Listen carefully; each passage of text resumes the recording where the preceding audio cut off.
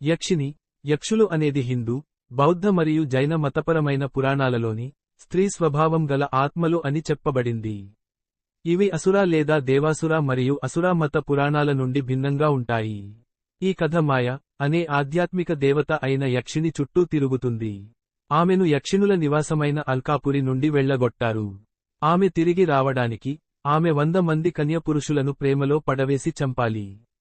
కాని అది అంత తేలికైన పని కాదు, ఎందుకంటే పురాణాల ప్రకారం సర్ప ప్రపంచం మరియు యక్షినులు ప్రత్యర్థులు. యక్షినులను తరచుగా అందమైన మరియు ధైర్యవంతులుగా, విశాలమైన తుంటి, ఇరుకైన నడుములు, విశాలమైన భుజాలు మరియు అతిశయోక్తి, గోళాకార వక్షోజాలతో చిత్రీకరిస్తారు. ఉద్దామరేశ్వర తంత్రంలో 36 యక్షినులు వారి మంత్రాలు మరియు ఆచార నియమాలతో సహా వర్ణించబడ్డారు. ప్రతిరూపాలు వారు చెట్లు, పర్వతాలు, రాతి దిబ్బలు, నదులు మరియు మహాసముద్రాలలో నివసించే ఆత్మలు అని నమ్ముతారు. యక్షులు కుబేరుడి నవ నిధులకు కాపలా ఉంటారు. పూర్వం రాజులు వారి సంపద నిధుల కోసం దట్టమైన భద్రత కోసం విశిష్టమైన మాంత్రికులను పిలిపించి యక్ష బంధనలు వేసేవారు.